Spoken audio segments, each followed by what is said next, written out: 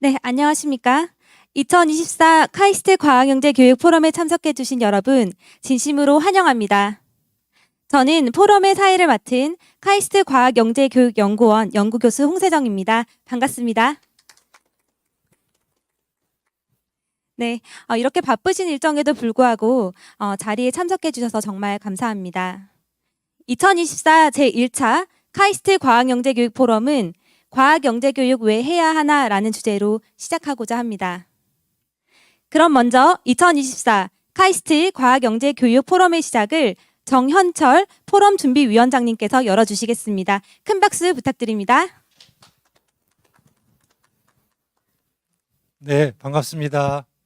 여튼 제1차 카이스트 과학영재교육 포럼에 참석해 주신, 지금 오프라인에 참석해 주신 분도 그렇고 온라인으로 참석해 주시는 분도 진심으로 환영하는 바입니다. 1983년도에 과학영재교육이라고 하는 이름하에 과학고가 시작된 지 40년이 넘게 흘렀고, 2000년도에 영재교육진흥법이 만들어진 이후 벌써 20년이라고 하는 세월이 지났습니다. 아마 그때 당시에 영재교육을 처음 시작하시는 분들이 많은 노력을 해서 시작이 됐지만, 사실 많은 분들의 공감이 이루어지지 않은 상태에서 영재교육이 시작된 것 같습니다. 그래서 그동안 20년 동안 영재교육이 급격히 확대됐다가 지금은 약간 좀 이렇게 축소되고 좀 침체되고 있는 그와 같은 분위기인데, 우리나라 같은 경우에는 영재교육이 반드시 좀 필요하죠. 그래서 다시 좀 시작한다는 생각으로 많은 분들의 중지를 모아서 공감을 가지고 영재교육을 어떻게 좀 새롭게 바꿔볼 수 있지 않을까 하는 생각에서 포럼을 준비하게 되었습니다. 그래서 저희 카이스트 과학영재교육연구원과 영재교육의 최고 전문기관인 한국영재학회와 같이 협력을 통해서 이와 같은 총 4차에 걸친 포럼을 준비하게 됐습니다. 아마 오늘이 제1차로 가장 중요한 영재교육 왜 해야 되냐 하는 거에 대한 논의 과정인데, 여하튼 이 최고의 전문가들을 모셔서 발표와 토론을 진행을 하고, 아마 이게 플로우도 일반적으로 이제 지정된 분들만 토론하는 것에서 벗어나서 이번에는 여기 참여하신 많은 분들이 같이 좀 토론하는 과정으로 포럼을 구성을 했으니까 향후에 좀 많이 좀 참석을 해서 활발한 좀 토론이 이루어질 수 있는 그와 같은 장이 되었으면 하는 바람입니다. 여하튼 오늘 즐거움 그리고 의미 있는 시간이 되기를 바라마지 않습니다. 감사합니다.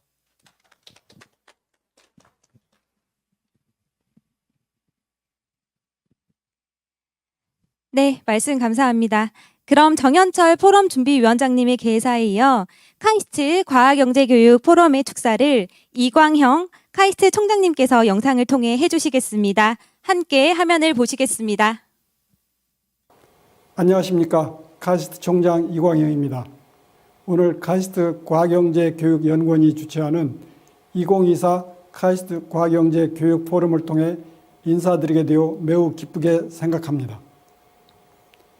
바쁘신 중에도 과학영재교육의 미래에 관한 관심으로 오프라인으로 참여해 주신 모든 분들께 감사의 말씀을 드립니다. 이번 포럼은 과학영재교육 전문가들과의 협력체계 구축과 다양한 현안에 대해 깊이 있는 토론을 진행하기 위해 개최되었습니다. 앞으로 4차까지 진행될 예정인 본 포럼이 과학영재 교육을 위한 새로운 교류의 장 역할을 할 수 있기를 기대합니다. 더불어 더 나은 과학영재 교육의 미래를 설계하기 위한 새로운 동력이 되길 바랍니다. 끝으로 이번 포럼을 준비해 주신 관계자 여러분께 감사드리며 포럼에 참여해 주신 전문가 여러분께 깊은 감사의 말씀을 드립니다. 참여하신 모든 분께 뜻깊고 의미 있는 시간이 되길 바랍니다. 감사합니다. 네, 총장님 좋은 말씀 감사합니다. 그럼 이어서 한국영재학회 학회장이시자 중앙대 교육학과 교수이신 안도희 교수님께서 축사를 해주시겠습니다. 큰 박수 부탁드립니다. 네, 안녕하세요. 한국영재학회 회장을 맡고 있는 중앙대 안도희 교수입니다. 반갑습니다. 오늘 이렇게 중요한 자리에서 축사를 하게 되어 매우 기쁘게 생각합니다. 카이스트 과학영재교육원이 주관하고 한국영재학회가 후원하는 제1차 카이스트 과학영재교육 포럼에 참석해 주신 여러분 모두 환영합니다. 과학영재교육은 우리 사회의 미래를 이끌어갈 인재들을 키우는 데 매우 중요한 역할을 합니다. 기술 혁신과 과학 발전이 주도하는 현대 사회에서는 창의적이고 혁신적인 사고를 가진 인재들이 필요합니다. 과학영재교육은 바로 이러한 인재들을 양성하는 데 필수적인 과정입니다. 오늘 포럼은 과학영재교육의 중요성과 필요성에 대해 깊이 있게 논의하는 자리입니다. 그 첫 번째 포럼 주제는 과학영재교육 왜 해야 하나로 카이스트의 박영근 교수님께서 발표해 주실 예정입니다. 교수님의 발표가 오늘 논의에 큰 도움이 되리라 믿습니다. 특히 카이스트 과학영재교육원이 기획한 이번 포럼이 우리나라 과학영재교육의 대전환의 계기가 되기를 기대합니다. 오늘 이 자리를 통해 다양한 의견과 혁신적인 아이디어가 모여 과학영재들이 자신의 역량을 마음껏 발휘할 수 있는 환경이 조성되기를 바랍니다. 또한 이를 통해 우리나라 과학영재교육의 수준을 한 단계 높이는 데 기여할 수 있기를 바랍니다. 다시 한번 오늘 포럼에 참석해 주신 모든 분들께 감사드리며 오늘의 논의가 우리 사회의 미래를 밝히는 소중한 밑거름이 되기를 진심으로 바랍니다. 앞으로 여러분의 지속적인 관심과 지원을 부탁드립니다. 감사합니다.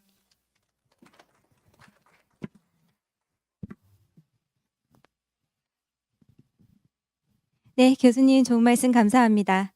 자, 그럼 이어서 주제 강연을 청해 듣도록 하겠습니다. 주제 강연은 과학영재교육 Why and How, 제로베이스라는 주제로 카이스트 박용근 교수님께서 준비해 주셨습니다. 큰 박수 부탁드립니다. 예, 안녕하세요. 방금 소개받은 카이스트 물리학과 박용근이라고 합니다. 투모큐브 대표이사도 맡고 있습니다. 먼저 이렇게 중요한 자리에 초청해 주셔서 다시 한번 감사드리고요. 오늘 제가 말씀드릴 내용은 이제 과학 영재 교육을 이제 받지 못한 이제 개인적인 상황, 그리고 이제 영재라고 불리는 수많은 학생들을 이제 지도해 보면서 제가 개인적으로 느꼈던 여러 가지 문제 의식들을 바탕으로 지극히 개인적인 내용을 좀 말씀을 드리도록 하겠습니다. 말씀드리기 전에 이제 제가 어떤 연구를 해왔는지 간략하게 말씀을 드리자면 이제 2010년에 카이스트 물리학과에 부임을 해서 지금 15년 차 교수고요. 홀로그래피라고 하는 개념을 이제 확장하는 여러 가지 기초 연구와 응용 연구를 하고 있습니다. 연구를 하고 있고 또 동시에 연구에서 나온 내용을 바탕으로 이제 두 개의 기업을 이제 공동 창업을 해서 이제 각각 바이오텍 분야와 물 센서 기술로 이제 창업을 해서 여러 가지 활동을 하고 있습니다.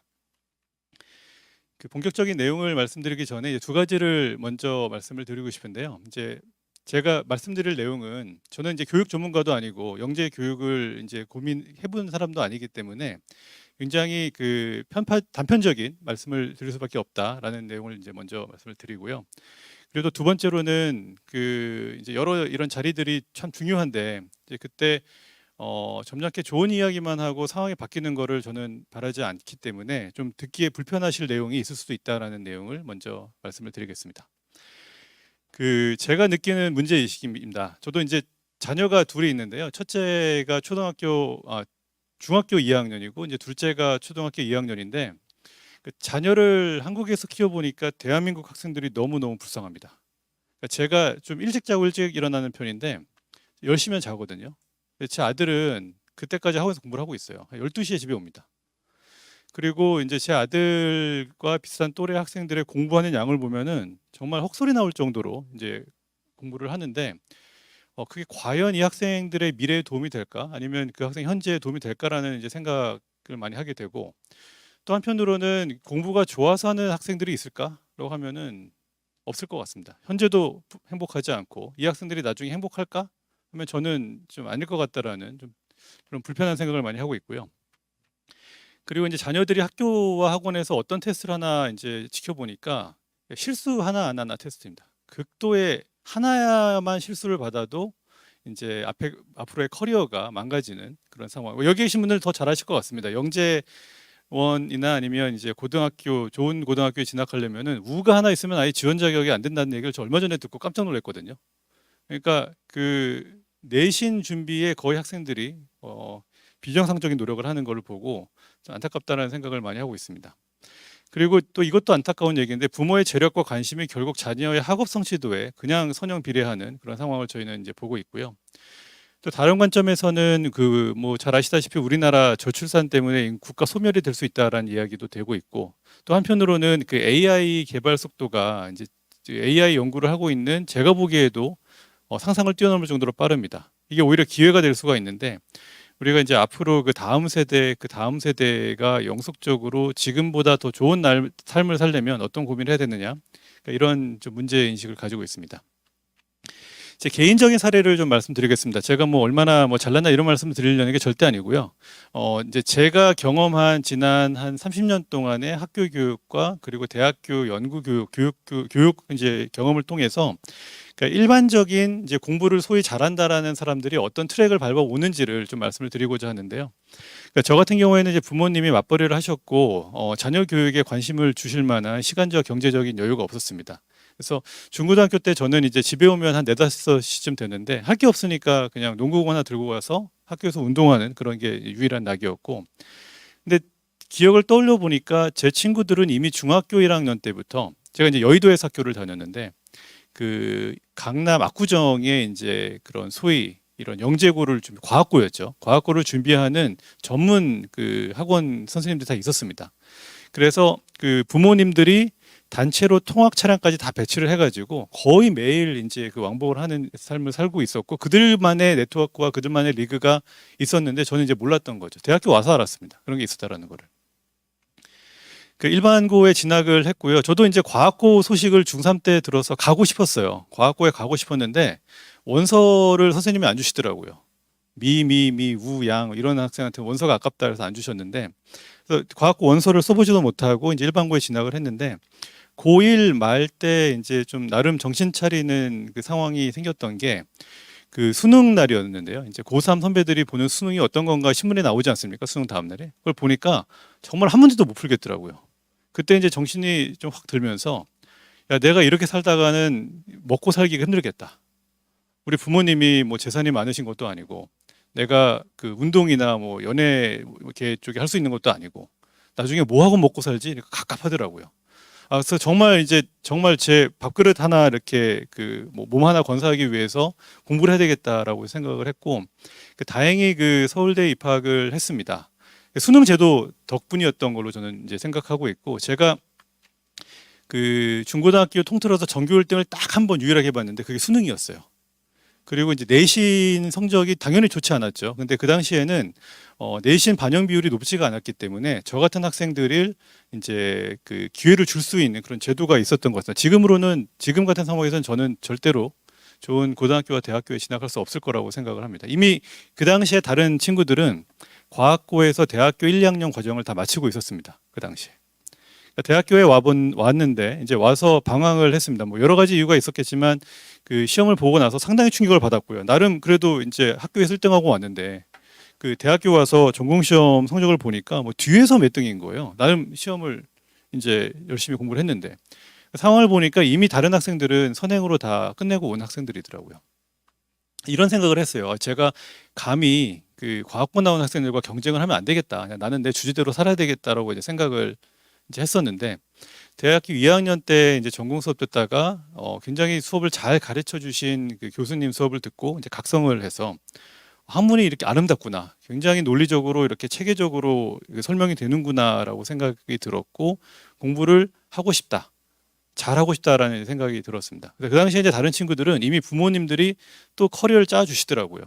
좋은 대학원으로 유학을 가기 위해서 뭘 해야 되고 이걸 다 이제 부모님들 레벨에서 이제 관리를 하고 있었습니다. 그러니까 대학원에 와서는 저는 굉장히 원 없이 공부를 했다라고 생각을 하고 있고요. 그때는 이제 월급 작은 것만 빼고는 평생 이렇게 살아도 행복하겠다라는 생각을 했습니다. 그러니까 제가 연구했던 분야는 이제 사람들이 전혀 관심이 없던 주제였고요. 그 전 세계에서 제 관련 분야 연구했던 분들이 한 5명, 10명이었습니다. 그래도 제가 재밌으니까 이제 연구를 재밌게 했고요. 그 당시에 이제 다른 친구들은 그 앞으로 어떤 분야가 유망할지를 따라서 분야를 계속 바꿨습니다. 노벨상에 나오면 이제 분야를 바꾸고, 어떤 보고서를 보니까 미래에는 이 분야 성장이 빠르다라니까 그 분야로 가고 계속 점프하는 모습들을 이제 많이 봐왔고요. 저는 교수가 될 줄 몰랐습니다. 그 카이스트 같은 경우에 이제 굉장히 좀 그 파격적으로 젊은 과학자들을 뽑는 그런 트랙에 운 좋게 들어왔는데, 그러니까 저는 제가 연구하는 분야가 좋아서 회사로 가던 창업을 하던 대학으로 가던 상관없다라고 저는 생각을 했고, 그 대학교에 와서 이제 연구를 하다 보니 이것도 정말 운 좋게 제가 연구하던 분야가 이제 주목을 이제 받기 시작을 하다 보니까 그 당시에 20년 전에 이런 연구를 했던 사람은 몇 명밖에 없는 거예요. 저희 5명, 10명 다 떠났습니다, 분야를. 남아있는 사람이 한 몇 명 안 꼽히니까 그러니까 제가 전 세계 전문가가 되어 있더라고요. 이제 지금 상황에서는 많은 글로벌 기업들과 기관들과 이제 무한 경쟁 중입니다. 그 성실한 다른 친구들은 이제 차근차근 커리어를 밟아와서 뭐 대학교 교수, 뭐 전문직, 뭐 의사, 산업계에서 다 자리를 잡았는데 연구 분야만 놓고 보면은 안타까운 말이지만 한국에 있는 R&D, 기초과학 또 응용과학, 공학 연구자분들 중에 글로벌 경쟁력을 가진 분들은 10% 미만인 것 같습니다. 대부분 지도교수의 팔로워입니다. 안타까운 현실입니다. 또 이제 바람직하지 않은 사례라고 이제 제가 생각하는 것들은 이제 부모의 그 부유한 그런 재정적인 지원, 관심을 통해서 착실하게 이제 성실하게 따라온 케이스입니다. 그러다 보니까 당연히 학업 성취도는 높은데 그 결정 장애라고 이제 생각이 될 정도로 이제 본인 스스로 결정을 못 하고요. 또 선행학습을 빨리 했는데 그 남들이 이미 해놓은 거를 빠르게 외우고 빠르게 학습하고 실수 없이 이 시험을 치는 능력은 좋지만 실제 본격적인 연구와 이제 사업과 이런 그 생산을 하는 관점에서는 새로운 지식을 만들어내는 능력이 중요한데 그런 트레이닝을 받아보지 못한 그 사람들을 많이 보고 있습니다. 그리고 또 한편으로는 이제 매우 경쟁적인 그런 모습을, 부정적인 의미의 경쟁적인 모습을 보고 있는데, 남이 성공을 하면 나는 망한다라는 그런 그 어떤 그 비교 평가에 대해 좀 생각을 가지고 있는 것 같아서, 다른 사람의 성공이나 다른 사람의 그 잘하는 모습에 대해서 굉장히 이제 불편하게 반응하는 걸 많이 보고 있고, 또 본인이 얼마나 똑똑한지 보여주기 위해서 노력을 많이 하는 그런 안타까운 모습을 봅니다. 그게 중요한 게 아닌데 사실은 이제 이런 그 모습들을 많이 보고 있고요. 그리고 그 많은 그 젊은 그 학생들을 보면은 뛰어난 역량을 가지고 있음에도 불구하고 이제 꿈이 뭐냐 물어보면은 그 잡 타이틀을 얘기합니다. 교수요, 뭐 의사요, 사장이요. 근데 그거는 잡 타이틀이지 어떤 인생의 미션은 아니잖아요. 이제 그런 얘기들을 이제 많이 하고 있고, 인생의 목표가 뭐냐고 물어보면 MIT 대학원 입학, 아니면 카이스트 교수 임용, 뭐 30살 이전에 무슨 상 수상 이런 이야기들을 하고 있더라고요. 그 목표를 달성하면 이제 끝이라고 이제 생각을 하는 것 같습니다. 사실 그게 이제 시작인데, 그러다 보니까 삶에 대한 만족도가 높지 않은 경우를 많이 보고 있고요. 목표를 달성한 거예요. 카이스트 교수가 되고 뭐 강남 성형외과 의사 개업을 하면 그걸로 목표를 달성했다라고 생각하기 때문에 그 행복하지 못하는 모습을 많이 보고 있습니다. 그러니까 행복을 스스로 결정하지 못하고 다른 사람이 정한 기준으로 본인의 행복을 이제 평가하려는 모습을 많이 보고 있고, 강남에 아파트가 있느냐, 자산이 몇십억, 몇백억이 있느냐, 뭐 1년에 해외여행 몇 번 가느냐, 뭐 포르쉐가 있느냐, 이런 걸 가지고 이제 본인의 행복을 결정하려는 모습을 많이 보고 있습니다. 교수는 연구에서 만족을 느끼지 못하고요. 의사는 진료에서 만족을 느끼지 못하는 것을 많이 보고 있습니다. 또 이제 제가 공부를 하면서 이제 봐왔던 분들 중에 이제 존경하는 몇 분인데, 이제 간략하게 말씀을 드리면 수브라 수레시라고 하는 그 교수님이 계신데, 제 그 박사 학위과정 공동 지도 교수님입니다. 10년마다 항상 새로운 연구 주제를 설정하고 그 연구 주제로 이제 파격적인 결과를 계속 내면서 학계를 리드해 오셨고, 적이 없으세요. 같이 일했던 학생들로부터도 존경을 받고 동료들부터도 존경을 받기 때문에 굉장히 많은 역할을 수행을 하셨고, 얼마 전에는 그 싱가포르 NTU 총장을 하시다가 은퇴를 하신 후에 지금 휴렛 패커드 이사회 의장으로 활동을 하고 계십니다. 그러니까 로버트 랭거 교수님은 이제 MIT 간판 교수 중에 한 분이신데, 티슈 엔지니어링이라는 분야를 창시하시고 이 연구실에서 수많은 기업들이 나왔습니다. 그 중에 하나가 이제 모더나라는 이제 회사가 그 연구실에서 나왔습니다. 그 천재, 뭐 영재라는 말을 이제 많이 쓰죠. 제가 보기엔 천재라는 말을 쓰다가 어느 순간 좀 겸양의 표시로 영재를 쓰는 게 아닌가라고 저는 개인적으로 느끼고 있는데, 제가 개인적으로 관찰한 결과는 천재는 없다라고 생각을 합니다. 없다고 생각하는 게 우리 사회를 위해 도움이 된다라고 생각을 하고 있고요. MIT에서 소위 말하는 뭐 천재 소리 듣는 친구들, 뭐 노벨상을 수상한 분들 보면 후광이 나요. 보면 걸어다니는 걸 보면. 근데 그런 분들도 지켜보고 제가 아까 말씀드렸던 이제 제 여러 지도 교수님들의 이제 모습을 보면은 제가 본 이제 몇몇 케이스들을 간략하게 얘기를 드리면 이제 마이클 펠트 교수님이라는 분이 제 공동 지도 교수님 분의 중에 한 분이신데 24살 때 MIT 교수가 되셨어요. 그러니까 너무 어린 나이에 교수가 되셔서 이제 다른 사람들 나이 많은 분들한테 얕보이지 않으시려고 그랬는지 코스염을 기르시더라고요. 그러시고 이제 제가 이제 교수님 학생이 됐을 때는 이분 당신 나이가 65세셨는데 교수님 면담하러 이제 방에 들어가면은 일반 물리학 지금 뭐 중학생 애들이 공부하는 일반 물리학 책이 있는데 책 보면 옆에가 이제 새까만 거예요. 그래서 새로 나온 개정판인데 이게 왜 새까맣지? 교수님이 물리를 모르시는 것도 아닌데 라고 좀 의아했는데 이 교수님이 지병이 있으심에도 불구하고 다음날 강의가 있으면은 전날 가서 리허설을 하십니다. 계속 보세요. 계속. 자기가 하는 40년 동안 해왔던 그 내용을 더 잘 하시려고 본업에 대한 어떤 철저한 어떤 의식이 있으신 거예요. 그리고 수브라 수레시 교수님 이제 일하는 방식은 이렇습니다. 이제 저에게 이제 어떤 작업을 시키고 이게 얼마나 걸릴 것 같냐 이제 저한테 물어보시면은 제가 정말 최선을 다해서 열심히 하면은 2주면은 될 것 같습니다라고 이제 말씀드리면 그래 알았어. 내일 모레 아침 7시까지 해서 보내. 이럽니다. 처음에는 교수님이 저를 미워하나? 왜 이러지? 근데 일단 그걸 믿고 제가 한 번은 48시간 잠을 안 자고 진짜 작업을 해서 아침 6시에 딱 메일을 보내고 나는 이제 뻗어서 자야 되겠다라고 가는데 띵동하고 이제 답장이 온 거예요. 지금 받고 본인이 비행기 타러 9시에 가는데 지금 내 사무실로 와라. 미팅하자. 그래서 그때 이제 수청할 거 주고 본인이 비행기를 탄 다음에 이제 뭐 3시경에 이제 어디에서 비행기 트랜스퍼를 하는데 그때 30분 할 시간이 있으니까 그 전까지 보내줘. 이런 식으로 일을 하시는 분이거든요. 그러니까 그때는 좀 괴물같이 일한다라는 느낌이 좋았는데 그냥 일이 좋아서 당신들이 하는 일을 잘하고 싶어서 최선을 수십 년 동안 해주신 분들이 외부에서 봤을 땐 천재 소리를 듣는 그런 것 같습니다.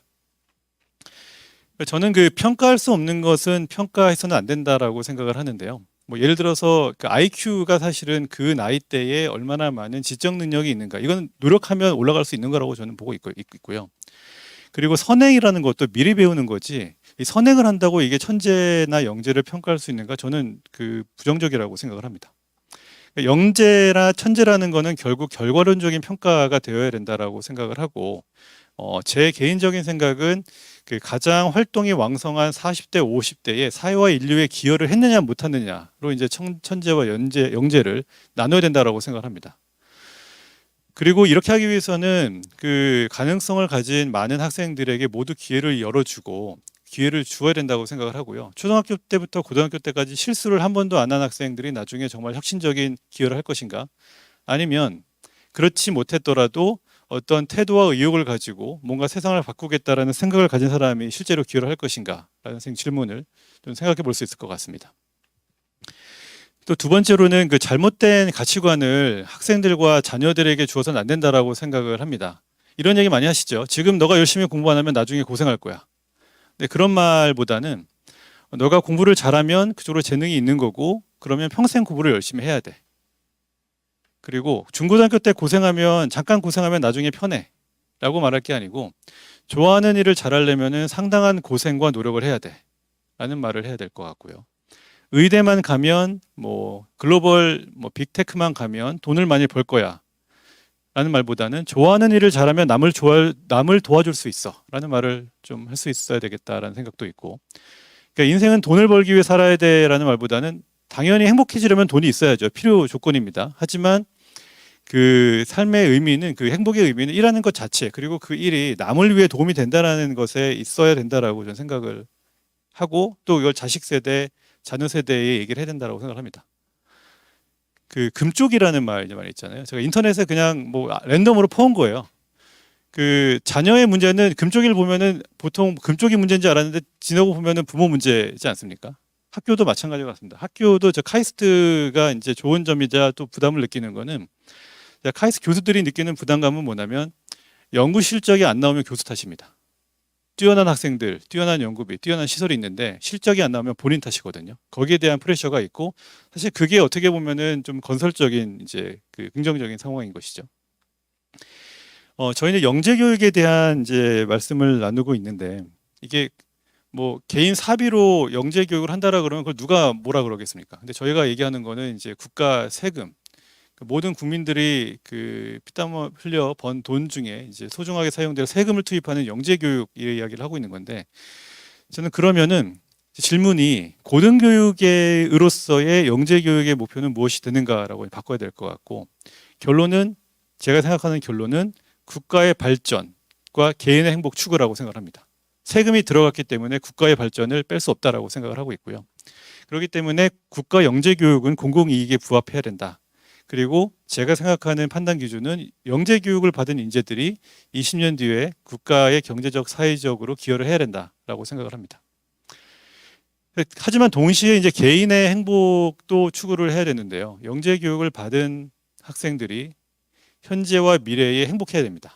그래서 영재 교육을 받는 개인들은 성장하는 과정 자체에서 행복해야 되고, 그러니까 이 말뜻은 절대로 쉬운 공부를 해서 편해서 행복하라는 뜻이 아니고요. 공부 자체는 매우 어렵고 고통스럽지만 이 과정 자체를 즐길 수 있는 학생들을 우리가 선발을 해서 정말 압도적인 공부 양으로 이 학생들 중에 정말 성공할 수 있는 학생들을 키워내야 된다라는 생각을 가지고 있습니다.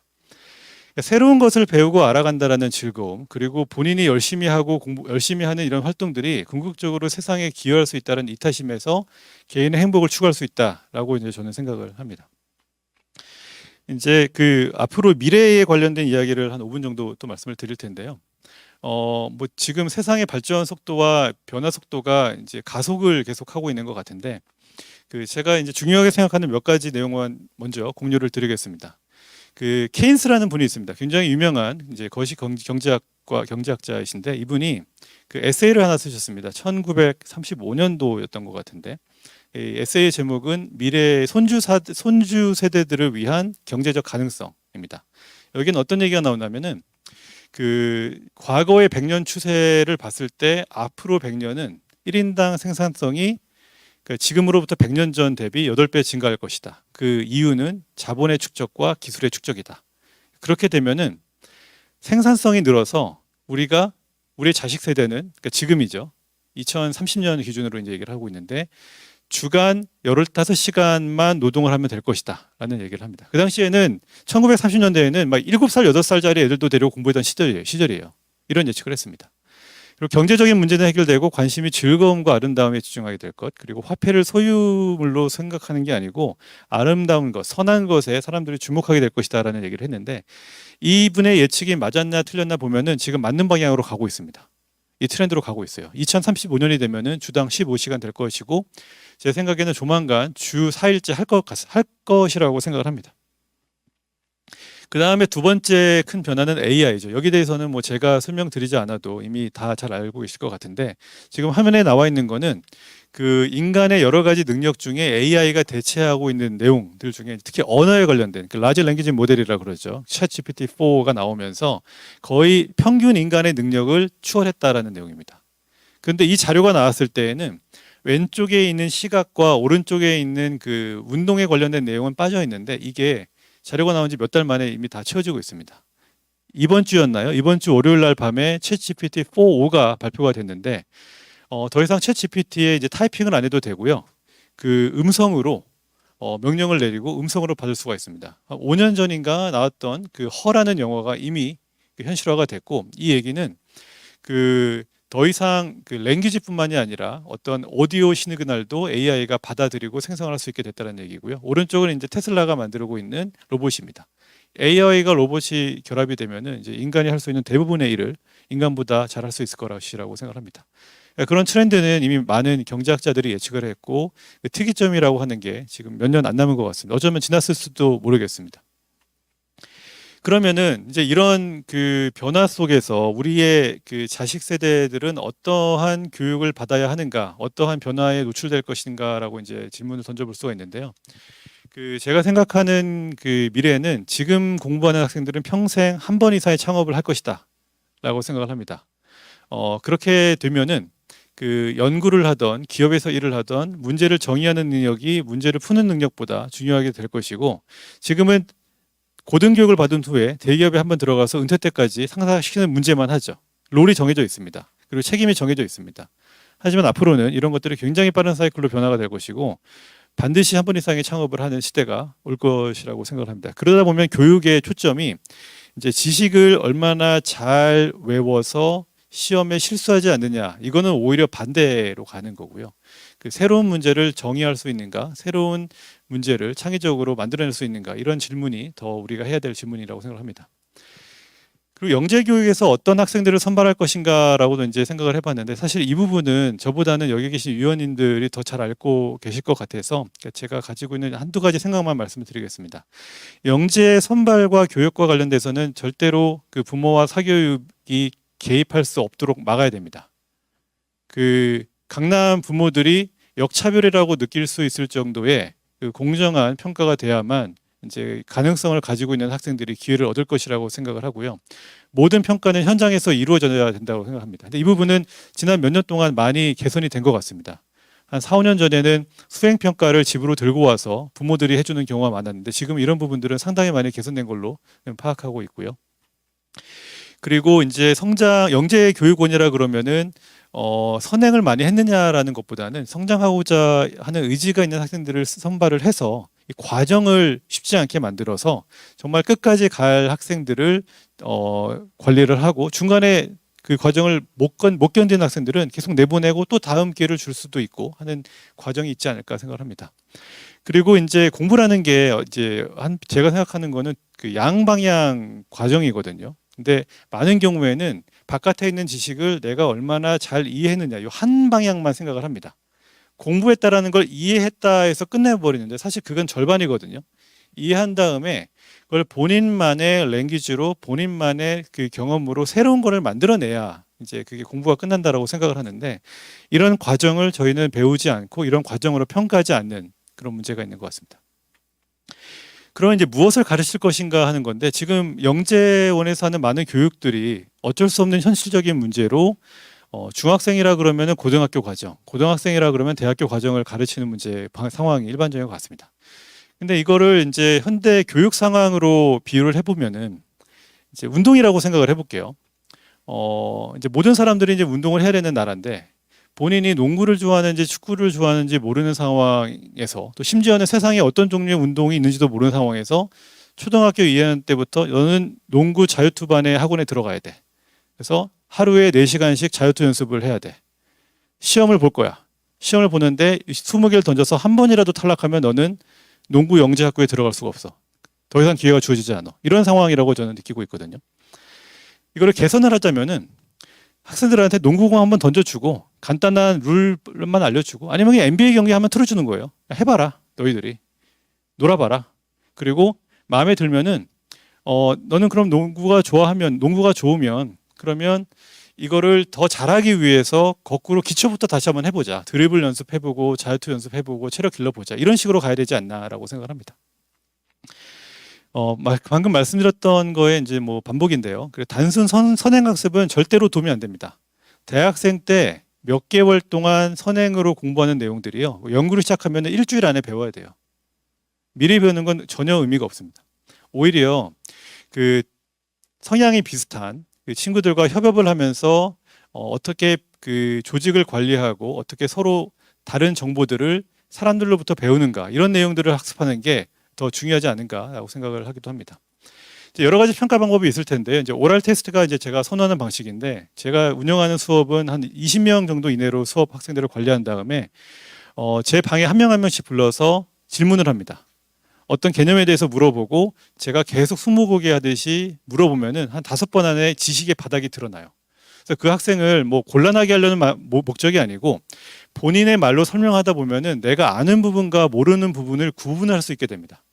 사실은 이거를 스스로 트레이닝을 해야 되는데, 그런 트레이닝을 이제 우리가 하지 않고 있고, 수업에서 제한적으로나마 이렇게 평가를 해보니까 이제 학생들이 그 본인이 모르는 거를 구분할 수 있는 능력이 생기는 것 같고, 또 모르는 거를 모른다라고 말을 못 하더라고요, 우리나라에서는. 그러다 보니까 모르는 거를 아는 척하는 경우가 있는데, 제가 교육을 받은 MIT에서는 이러면은 그냥 탈락입니다. 차라리 모르면 떨어뜨리진 않습니다. 모르면은 그거를 제가 알고 있는 다른 개념으로 설명하면 합격이지만 모르는 거를 어설프게 아는 척 거짓말하면 탈락입니다. 그래서 그룹 활동도 평가를 해볼 수 있을 것 같은데 본인이 혼자서 알고 있는 능력 곱하기 동료와 얼마나 협업할 수 있는 능력이 있는가 이걸 같이 봐야 될 것 같고요. 사실 앞으로는 그 AI 능력도 중요해지지만 개개인들이 여러 사람들과 협력을 할 수밖에 없거든요. 근데 이런 경우에는 사람이 팀을 만들고 기업을 만들고 연구소를 만들어서 일하는 목적은 한 사람이 일이라는 어떤 생산을 할 수 있다라고 봤을 때 지금 이 방에 오신 분들은 20명 정도 되는 것 같은데 그럼 각자 일하면 20밖에 안 나옵니다. 근데 만약에 여기 계신 분들을 한 방에 모아서 한 팀을 만들어서 1년 동안에 전력 투구를 해보자라고 미션을 만들어서 공유를 해서 철학이 공유가 되면은 20이 아니고 200, 2000이 나올 수가 있거든요. 그렇기 때문에 우리는 팀으로 일을 해야 되고 그러기 때문에 이런 조율 능력을 가진 학생들을 선발해야 되지 않는다 생각합니다.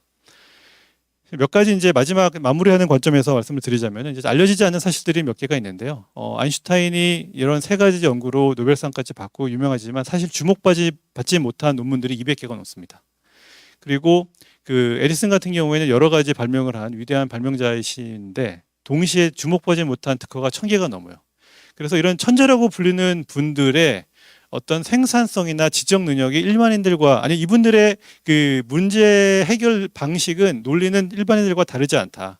다만 오랜 기간 동안 한 문제를 집중적으로 생각을 하고 또 생산성을 끝까지 끌어올리신 분들이다라는 얘기를 이제 여러 책에서 하고 있습니다.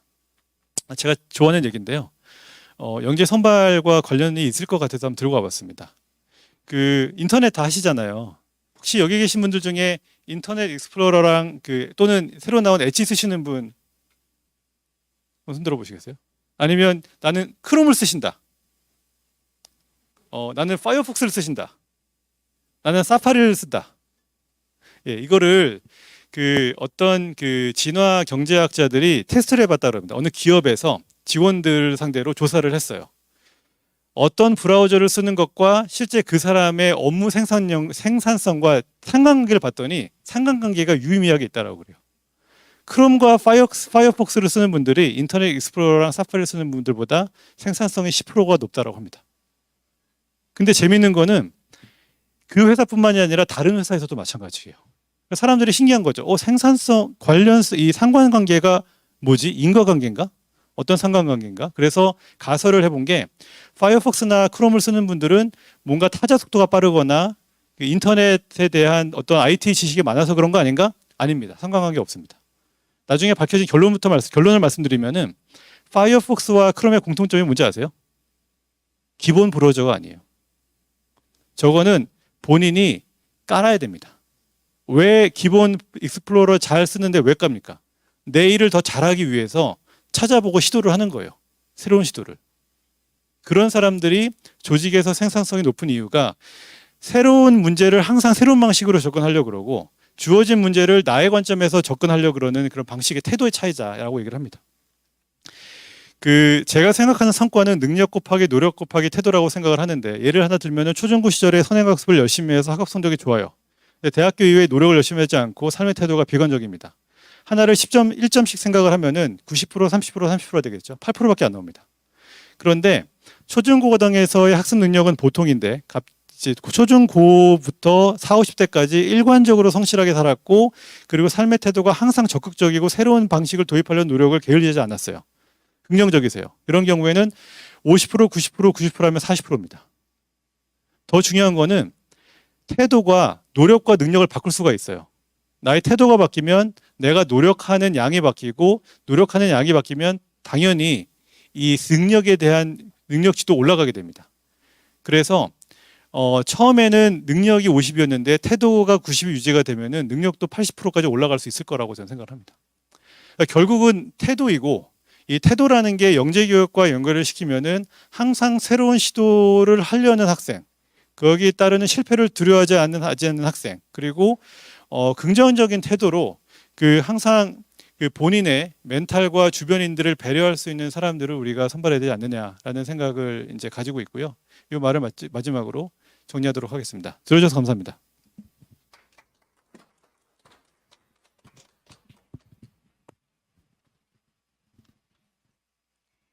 네, 교수님 말씀 감사합니다. 교수님의 강연을 통해서 영재 교육에 대해 다시 생각해 볼 수 있는 의미 있는 시간이었던 것 같습니다. 다시 한번 좋은 주제 강연을 해주신 박용근 교수님께 감사드립니다. 네, 그럼 주제 강연을 여기서 마무리하고 저희는 잠시 휴식 시간을 갖도록 하겠습니다. 저희 50분까지 다시 이곳에서 지정 토론 및 자유 토론을 이어갈 예정이니 시간에 맞춰 자리해 주시면 감사하겠습니다.